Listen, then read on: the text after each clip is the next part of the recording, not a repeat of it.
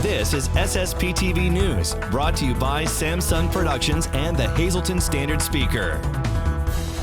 Find out who's moving to the green phase of reopening next week in Pennsylvania, plus Hazleton's police chief addresses some ATV issues in the city. Hi friends and happy Friday. I'm Ken Kara. I thank you for watching today, and here's your local information from SSPTV and the Hazleton Standard Speaker. All Pennsylvania counties are out of the red, and today Governor Tom Wolf announced 12 more counties that will move to the green phase of reopening on Friday, June 12th, and that includes Carbon County. In the green phase, hair salons and barbershops can open at 50% occupancy and by appointment only. Gyms, casinos, theaters, and malls can also reopen at 50% occupancy. For full details on the green phase, go to pa.gov.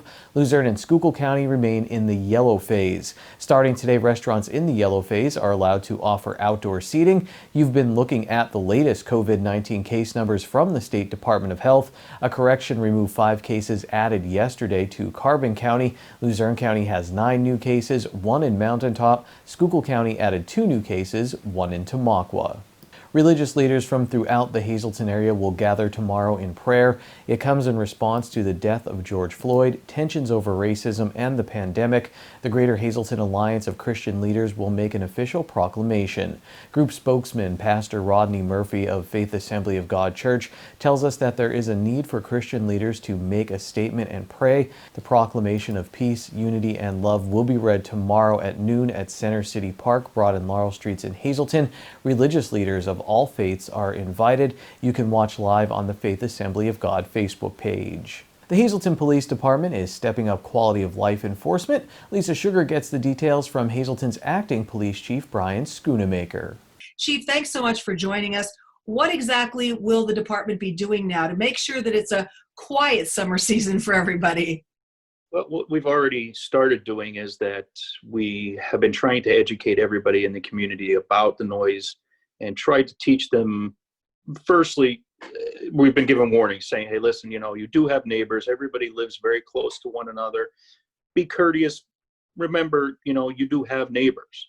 And generally, most people have been very cooperative as far as that goes. For those who have been less than cooperative, we have been issuing noise ordinance citations and or disorderly conduct citations to those individuals. The noise ordinance one is $75 plus costs in the city ordinance.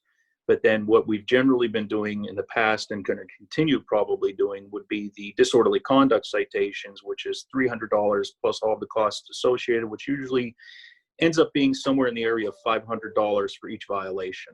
And I know some of those people trying to expel energy on all-terrain vehicles, the ATVs. So what is the department doing to crack down on that as well when they're on illegal streets? We have been increasing and adding overtime patrols for that purpose, as well as the noise violation. The mayor and council have been pushing this issue for quite some time, and we've actually sat down, we've met with the state police. There's a new captain here, a wonderful gentleman, Captain Carroll. He's been very receptive and very willing to help with our problem here with the ATVs, as well as, obviously, it's not just our problem, it's expanded into the other municipalities around us. And we're all trying to work together to come up with some type of solution to the problem.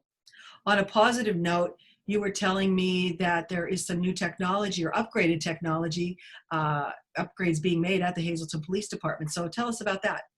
We recently had the okay through the mayor and council to purchase new license plate readers for our vehicles, which enables us to automatically scan license plates to tell if their vehicles are expired, or in some cases, if the individual driving the vehicle or the vehicle owner is wanted for different various offenses. And it'll allow us to better track the motor vehicle traffic throughout our community. Very good.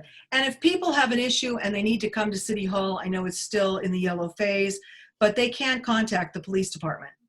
They can contact the police department via 911 to speak with an officer. We are still meeting with people outside of City Hall if they have questions, concerns, or need assistance with something. We just ask that they be patient Thanks a lot, Lisa. One candidate has claimed victory, another is not conceding. 6 candidates were vying for the Republican nomination in the 8th Congressional District in Tuesday's primary election. Under normal circumstances, a winner would have been declared that night, but due to COVID-19, thousands of mail-in ballots delayed the process. Jim Bognett of Hazel Township has claimed victory. Teddy Daniels of Lake Township, Wayne County, who is in second place, is not conceding. On his Facebook page, Daniels wrote, quote, "Count the thousands of provisional votes," unquote. Time now for weather on SSPTV News. Here's our forecast from the National Weather Service. Tonight, a 40% chance of showers and thunderstorms, mainly before 11 p.m., mostly cloudy, low of 63 degrees. New rainfall amounts between 1/10 and 1/4 of an inch. Saturday is partly sunny with highs in the upper 70s, partly cloudy at night with a low of 52 degrees. Sunday, we get up to 69 degrees with sunny skies, mostly clear on Sunday night with a low of 48 degrees. Monday is sunny with a high of 73, and at night, mostly clear with a low of 53. Tuesday is sunny with a high of 80 degrees, and Tuesday night mostly clear with a low of 58 degrees. A packed racing schedule is coming to Pocono Raceway in late June. No fans will be in attendance, but they can watch 3 days of racing from Long Pond on TV. The ARCA General Tire Anywhere is Possible 200 is at 6 p.m. on Friday, June 26th on FS1. The Pocono Organics 150 Truck Series race is Saturday, June 27th on FS1 at 12:30 p.m. And at 3:30 that same day, watch the NASCAR Cup Series Pocono Organics 325 on Fox. On Sunday, June 28th, the action picks up with the Pocono Green 225 NASCAR Xfinity Series race at 12:30 p.m. on FS1. Then at 4 p.m. also on FS1, the NASCAR Cup Series is back on the track for the Pocono 350. The Pocono Raceway is working with Pocono Organics, Farm Aid, and the Rodale Institute to help family farmers. For information on that effort, go to farmaid.com/Pocono. Coming up next, local nonprofits continue to help those in need during the pandemic. Find out how you can help community services for sight in their mission. Later in sports, the Hazleton area softball team says goodbye to 4 seniors who left a huge mark on the program and didn't get a chance to play in 2020. SSPTV will be broadcasting a Mass on Saturday at 3 p.m., 5 p.m., and 7:30 p.m. The broadcast will also be on Sunday at 7 a.m., 9 a.m., 12 noon, and 6:30 p.m., and it will also be up on the SSPTV YouTube channel. SSPTV News would like to send sincere condolences to the family and friends of these recently departed. Sylvia Can, age 85 of McAdoo. A graveside service will be held Monday at 11 a.m. at St. Cacunda's Roman Catholic Cemetery in McAdoo. The Damiano Funeral Home is in charge of arrangements. Online condolences can be offered at DamianoFHinc.com. Julio Cesar Valera Cruz, age 19 of Hazleton. The Frank J. Bonham Funeral Home is assisting the family.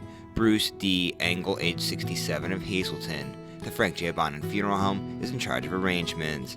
Michael F. Gilroy, age 67 of Sunbury. Mass will be Saturday at St. Monica Catholic Church in Sunbury for immediate family only. A celebration of life will be held at a later date. Stephen Lotson of Villas, New Jersey, formerly of Hazleton. Online condolences can be made at evoyfuneral.com. Dolores Miley, age 88 of Hazleton. Services will be held at the convenience of the family under the Frank J. Bonham Funeral Home. Barbara Zades, age 85 of Hazleton. Services will be held at the convenience of the family under the Frank J. Bonham Funeral Home. And Clyde A. Zenner Jr., age 95 of Sugarloaf Township. The Harmon Funeral Home in Rock Glen will announce the arrangements. Today's obituary report is brought to you by Harmon Funeral Homes and Crematory. Call 570-788-0977 or go to harmonfuneral.com.